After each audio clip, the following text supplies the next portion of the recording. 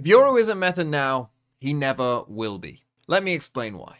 Double controller is still very strong, and Yoru synergizes with double controller very well. It's good for running fakes, which Yoru is as well, it's good for Yoru pop flashing through smokes, and it's good for protecting Yoru when he's vulnerable after TPing into a site. The initiator meta is also favoring Yoru. With the Sky nerf, she will be less popular, and with many still wanting a drone initiator in their team comps, that means that Sova and Fade should be seeing more play. And Yoru synergizes with both of those agents quite well, whether that's Sova and his range being able to help support a Yoru who is far away from the team, or whether it's Fade and her deafen effects helping Yoru disguise where he is. And the Sentinels right now in Killjoy and Cypher are both pretty good depending on the map, and that means that they'll often just be an auto pick on a lot of maps, and that will take up a slot in a team comp that maybe if a team was going no Sentinel, they would then use a mixture of KO and Jet to supplant what Yoru can do on his own.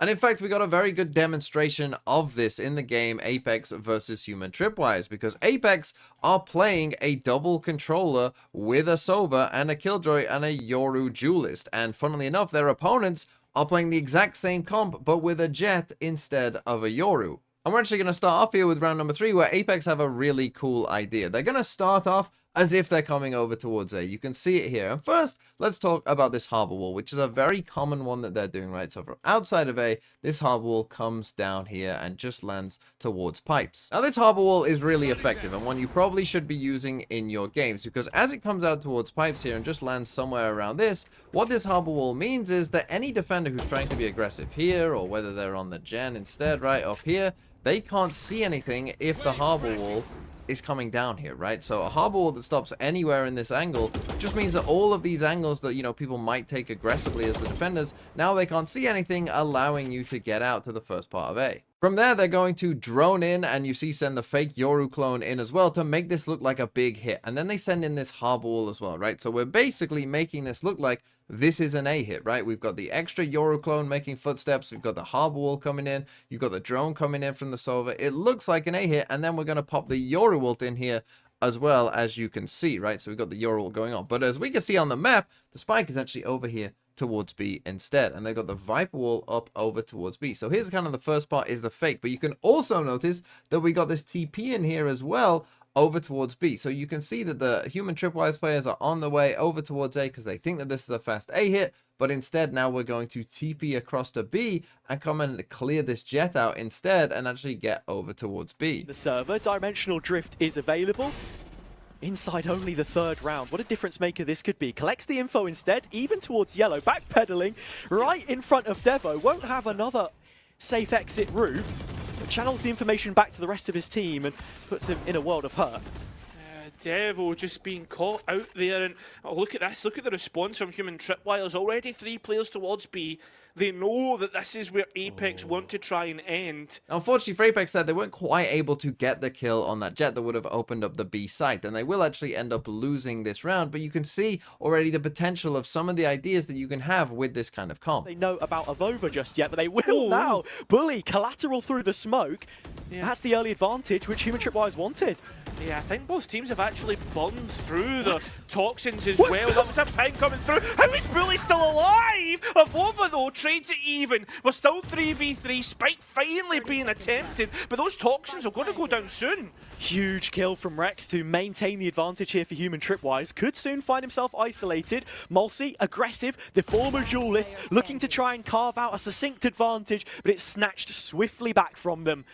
Avova now needs the 5k, the ace, the 1v3. Now, one thing worth mentioning as well in this round is the way that Apeks approached this site, because they waited for the harbor wall to come back up, right? And you see the wall that they do here. And when we saw Loud play this comp a lot with the double controller last year, you saw a lot of pushing deep towards kind of the spawn area, like out here, right? With a wall, maybe a harbor wall going across like this. And Apeks did try that a couple times, I think, as well. So it's not like that idea is completely gone and dead. But I do think with some of the changes in here, you know, that this is a bit easier maybe to do now. You're actually going to see that this dart lands on this back wall as well. So that seems like an idea that if you want to take a bit more of the site with the double controller, that is an option for you. Now, for the single controller teams that just put up their Viper wall, we probably won't see that a lot, right? They'll probably just be looking to plant the spike and get out, you know, and play a nice little boring Icebox game. But for these teams with the double controller, this I think is an idea that you might see a bit more of. Now let's skip ahead to round number 6, where we see something very clever from Apeks as well. Some high-level game knowledge, as you'll see. They start with their A default. Again, we're going to get a flash here from the Yoru. We're going to get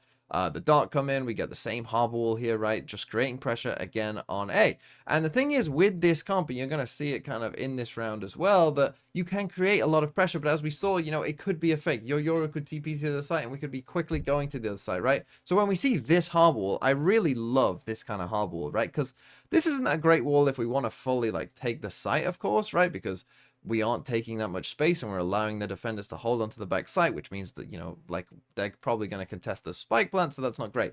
But it is a great wall if we just want to create pressure, right? To make it seem like, hey, we could flash through this and you might be in a lot of trouble here, right? And you see that they are going to use the fake Yoru clone. It's going to run through here as well, making it seem like, yeah, we're running up to this wall, which then forces out the kind of scary Xerxia Viper Spit there from human Tripwires, right? So they have a Viper Spit. Okay, multi dies, that's not great. And now they need to come up with a plan, Apeks. But the plan that they come up with is really, really clever. And I'll show you why in a second. Because when you get this Viper Spit that we've got on site right here, right? This one that just covers the whole of this kind of side.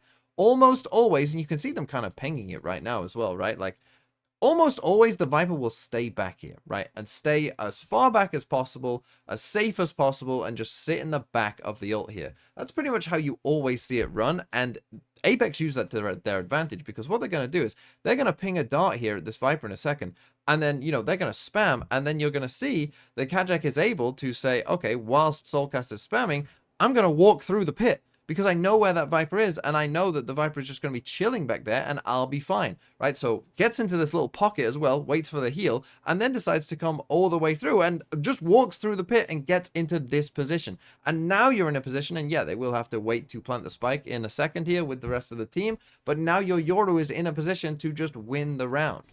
They need to be wary. We're actually seeing the Hunter's Fury trying to deny the spike plant. And with 30 seconds left, they'll probably try and flood the site hazard. Still though, Apeks very patient and baiting out peaks. Big ultimate investment that we've seen so far, but with all that space given up, this is one of the clears that you need to be making on Kayak's position. Still nestling himself quite nicely and nailing the first shot. Rex goes down and Devo deeper, the next to be dug an early grave. Bully can make his way back in the conversation for a 3 versus 3, but look at the utility that's still remaining on this Apeks side. I mean, that's been 3 ultimates invested from human Tripwires. The lockdown's still not broken, and it will stay up. They're going to attempt to fool, but it's not going to work. Now, in a 2 versus 3, human Tripwires are being completely caught off guard, especially with the investment that they have put forward. This is looking like an Apeks win, and one that has been dealt with. And I know what you're already thinking. This comp looks pretty cool, but can it do the impossible? Can it win a round by going mid on Icebox? Well, it does definitely have some problems, and the problems come from this little bit here, because unfortunately for Yoru, you would think like, oh, I can send a TP, you know, really deep out towards B if I want to, right? Or maybe, you know, just hitting the edge of this box or something like that. But the actual truth of it is, you can't, because the TP will not allow you to be here, because you can't TP into somewhere where you can only go by crouching, right? So in theory, the TP could come here, and then I could, you know, use it, but I stand up after I use it. So it just stays here, which is quite sad. And the same, and you're going to see this in the round, is true for the Yoru clone, that he will just hit this and not go. So you have to like be very precise with making sure that he actually can fit all the way through if you want him to go through. So there is some problems here for Yoru in mid. And as I said, we'll see those problems come out in this round as they do go for this mid split. And they do have, you know, again, some nice ideas. We're going to see the harbor wall come up here, the dart come in there, right? And again, that all looks pretty nice. But then, as you'll see right here, we've got our Yoru clone just by my head here. He's going to get stuck on this wall and not end up going through. And you're going to see that even with the harbor and whatnot, it's still a bit of a mess. Taking a different route to the same destination. B site is the goal, and it's middle, which they'll attack first. And the fact that Maximum's even got that kill, but it got away. They need to be careful of the cross. Untraded, and still look, they're double dipping. Apeks are not safe here whatsoever. 2 versus 2 spike plant. This still looks doable. Yeah, it looks doable for either side. You need to be careful of Rex's health. You don't have the utility to really get back onto site either. Trying to outlast that one with a little bit of damage. Won't go. So that didn't really work well. So how would you go about doing a kind of mid-split here? Well, for me, it comes down to what harbor wall we're actually doing. And what I would suggest is really, you can't do a harbor wall from back here like the one that they did, just going across here. Like, it's fine. It does part of the job, but I don't think it's the best way of doing it, right? I think the best way of doing it is instead putting your Viper Orb in here like you normally would, having the Viper Orb go up, and trying to get your harbor into this kind of position, right? By this box here. And then doing the wall from this position so that we can actually get it across this grate, right? So instead, you would end up with a wall that, you know, maybe something looks a little more like this, right? Where it's covering both the window just there, but it's also covering this, because this is going to be a big problem anytime you try and do a B-split. So this wall is really going to help you. And then I would even suggest as well, probably once you've got to this spot, actually pushing a cascade forward to allow you to, you know, just keep scaling up and just keep going until that gets to about this position. With the wall still should be up just there. You've got the cascade up here, right? You can create a little safe haven to then play out from. And as we flip on over to the defensive side and the defensive pistol round for Apeks, we see a dilemma here for human Tripwires and their comp with no Yoru, because what we're going to see in the early part of this round is we're going to get the harbor wall coming out from B and in towards mid just there, but you're going to see that both teams are actually going to go for a bit of a mid fight, and we're going to end up battling over towards this wall. And well, what's the problem here for human Tripwires and Devo, who actually didn't get a single kill in this entire game? Well, they don't have a flash to get through this wall, right? And this is the thing. If this maybe is the Yoru comp instead, you would flash through, and this is probably an easy win for you. Instead, you don't have any flashes in your comp instead. And so, well, let's see what happens. I think coming to melting point now. Human Tripwires have the numbers advantage as a... Now, with hindsight, you might also just tell human Tripwires that, you know, they could just wait for this wall, right? By the time that they actually come out through it, you see that it almost drops. You know, if this wall lasts 15 seconds and it's come out straight away, right? You see that pretty much after the fight ends, as soon as it ends, the wall drops anyway. Maybe they could have waited, but even so, you see what having a no flash versus double controller can mean for you. And then finally, to end, one reason why I really like Yoru on Icebox right now in particular is because I think he can do something more efficiently than really any other agent right now, which is be aggressive in these kind of spaces towards B main, which, you know, maybe a Chamber can get out sometimes, maybe a Jet can get out sometimes, but a Yoru, if any TP is, you know, anywhere back here, will almost always get away, like you'll see in this round. Yep. Chap, run away. Leave your message at the tone. Portal closed. What's Kayak got for us? He'll certainly have been happy with the call-up. Peeks in, one shot, one kill. Simple as that. And so hopefully some of these clips have shown you that this should be Yoru's time. If not now, then really never, because this, I think, is about as well as it could have lined up for Yoru with the Sky nerf coming in.